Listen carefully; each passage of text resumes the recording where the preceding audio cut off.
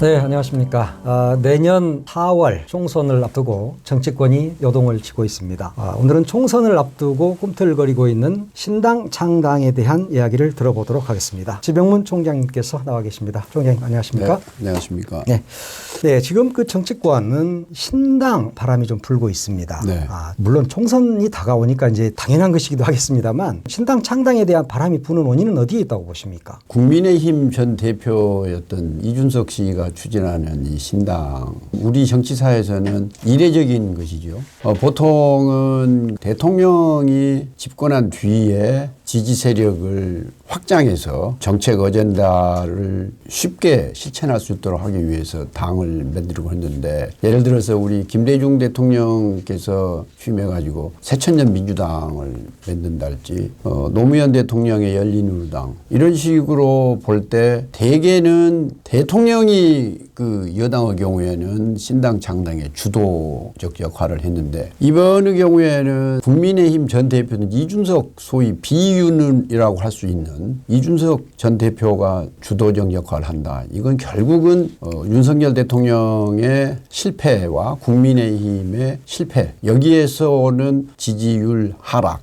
이것이 탄압받는다고 하는 이미지를 가지고 이준석 대표가 보수 신당을 만들려고 하는 것이죠. 네, 이준석 전 대표가 김종인 전 비대위원장도 만나고 금태섭 또 양양자 전 의원, 물론 한국의 희망이라는 당을 창당을 했더라고요. 양양자 의원은 그분들과도 만나고 또 정의당 일부까지도 다 포함할 수 있다, 뭐 이렇게 이야기를 하고 있어요. 그러면은 정당이라는 게 이념과 철학을 같이 하는 것 아닙니까? 그러면 이들이 좀 정체성이 문제가 있지 않을까요? 이 당은 만약에 그렇게 만들어진다면. 정당이라고 할 수가 없죠. 이분들이 또 그 김종인 전 비대위원장 만나고 지금 언론에 서자는데, 도대체 대한민국 정치가 언제까지 김종인 씨 손아귀에 이게 놓여 있어야 되는지, 나는 그 자체가 한국 정치의 비극이다, 이렇게 봅니다. 이분은 선거에 이 후보에서 당선돼 본 적이 없어요. 비례대표만 이 당 저 당 바꿔가면서 비례대표만 여러 차례 했거든요. 과연 이분을 언제까지 대한민국 정치의 소위 독립변수로 우리가 보고, 정치인들이 뭐 하려면은 거기를 찾아가고 그러는데 어느 시대의 사람입니까? 세대교체 얘기도 하고 그러는데, 이준석 씨 같은 사람도 세대교체 얘기하면서 김종인 위원장 만나가지고 거기서 뭐 좀 훈수도 듣고 그러는데, 이제 좀 그 새로운 시각을 가질 필요가 있다. 이준석 대표가 그야말로 이념에 제한을 두지 않는 빅텐트를 뭐 만들겠다.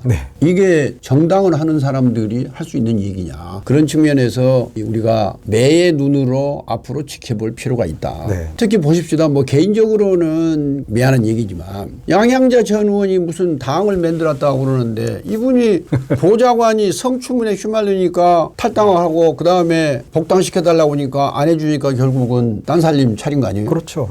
금태섭 씨 같은 사람도 소위 공수처 만드는 거 반대해가지고 결국은 이제 당에서 떠나온 사람인데, 지금 대한민국의 많은 국민들 이제는 검찰개혁을 왜 해야 되는지를 어떤 측면에서는 윤석열 정부의 검찰 위주의 국정 운영, 이것 때문에라도 다 알게 됐다는 거거든. 금태섭 씨 같은 경우에 공수처를 지금 만들어가지고 원래 취지에 맞지 않게 좀 일도 못하기 때문에 결국은 지금은 뭐냐, 비윤, 비이재명, 이 사람들이 모여서 당을 만들어보자 그러는데, 신당하겠다는 사람들이 일부 예외는 있겠지만 대부분이 뭐냐, 기존 정당에서 자리 잡지 못하고 뚜렷한 무슨 공헌한 바도 없고 그런 분들이거든요. 이념이나 지향하는 바, 정책, 이런 것은 내놓지 않고 비윤, 비명만 가지고 하겠다고 하는 거, 이건 미래가 잘 보이지 않는다, 이렇게 생각합니다. 또 한 가지가 조국 신당 이야기도 있습니다. 물론 이제 선거제와 관련해서 선거제가 어떻게 바뀌느냐에 따라서 달라지긴 하겠습니다만, 그런데도 불구하고 정치권에서는 조국 신당도 나올 가능성이 있다, 이렇게 이야기를 하더라고요. 결국은 이것은 지금 지적하신 바와 같이 선거법이 어떻게 정해지느냐에 따라 달라질 수 있을 겁니다. 이대로 간다면 하려고 하겠죠. 그렇습니다. 현재와 같이 연동형 비례대표제 이렇게 가면 지난 선거에서처럼 위성정당 만들어가지고 결국은 이 민주당 지지하는 사람들은 그 위성정당에 할 거고, 국민의힘이 지지하는 사람들은 또 국민의힘이 위성정당에 할 거라면, 그러면 이제 일부 의석을 확보할 수 있다. 이것은 큰 이 문제다. 최소한 이 선거법 협상 과정에서 연동형 비례대표제를 어느 정도로 할지는 협상에 달려 있겠지만 절대로 유성정당은 못 만드는 방식으로 돼야 된다. 그렇지 않으면 이것은 국민에 대한 정치권의 의무 태만이다. 이렇게 볼 수가 있고요. 그리고 민주당 이야기를 하면 지금 원칙과 상식을 만든 의원들 이야기를 하지 않을 수 없습니다. 조응천, 김종민, 이원욱, 이제 윤영찬 의원까지. 너 당신들 공천 못 받을 것 같으니까 민주당 나간다는 거 아니야? 이런 이야기가 막 있어요. 근데 탈당은 못 하겠죠. 탈당할 수도 있겠죠. 할 수도 있을까요? 왜냐하면 그분들 지역구가 지금 그분들에게 험지라는 거 아니에요?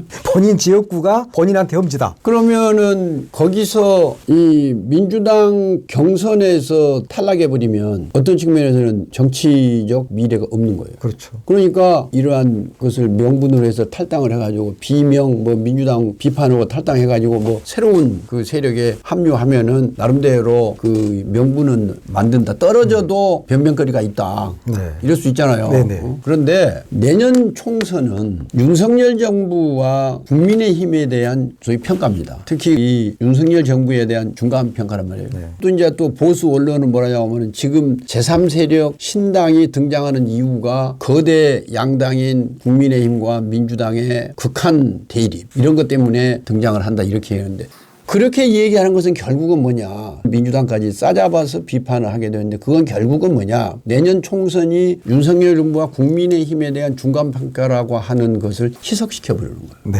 그래서 사실은 선거의 평가의 대상 쟁점이 분산되는 거예요. 그래서 신당이라고 하는 것이 언론이 지금 그렇게 띄우고 제3세대 얘기하는데 우리 정치에서 제3세력이 성공해 본 적이 없어요. 제3세력이라고 해서 제3당이 한번 나왔던 건 그것은 국민의당. 네, 안철수.